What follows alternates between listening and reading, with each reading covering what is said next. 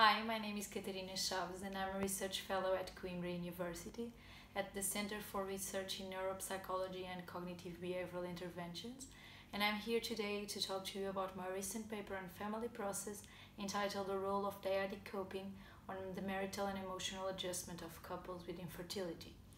So, what's our paper about? Infertility is the failure to achieve a pregnancy after 12 months of unprotected sexual intercourse. It is an unexpected event in couples' life, being a source of great stress.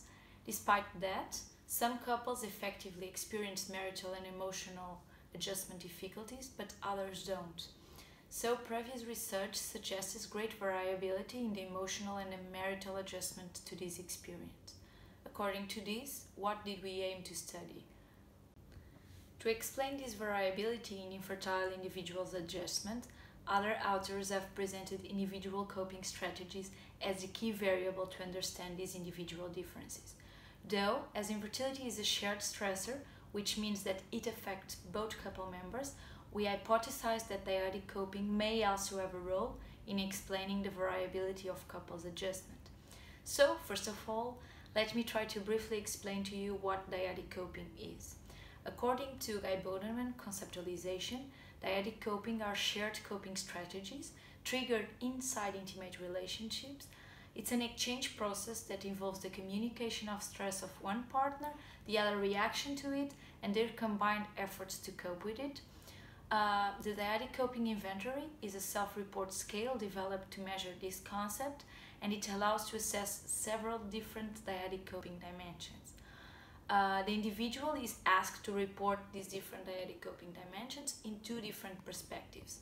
What the individual perceives to do to help partner cope with stress, and how he or she communicates his stress, which is called dyadic coping by oneself, and on the other side, what the individual perceives the partner does to alleviate his or her stress, and how well the partner asks for help when stressed, which is called partner dyadic coping. It was on these two subscales of dyadic coping that we focused our analysis. So, what did we analyze? We looked at these two subscales and we intended to analyze if they were associated with marital and emotional adjustment of infertile couples when managing infertility-related stress impact. For that, we recruited 67 infertile couples in a public fertility treatment unit in Portugal. And what did we find? Regarding marital adjustments, our results showed a different pattern among women and their partners. For men, when managing infertility stress, the more they perceive themselves as able to help the partners cope with stress and to communicate their own stress, the higher the marital adjustment.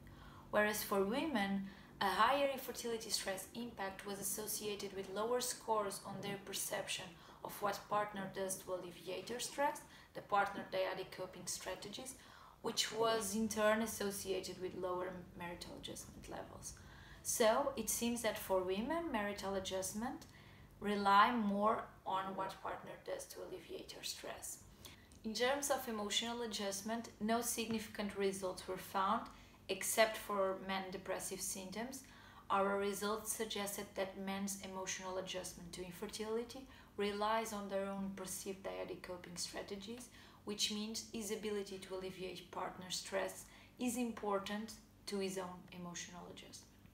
So, which clinical implications can be drawn from our data?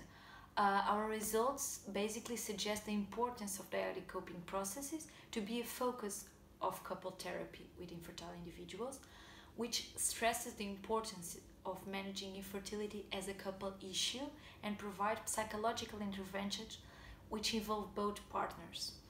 Moreover, these results suggest the specific importance to target men's dyadic coping efforts as they were related to both men and women marital adjustment.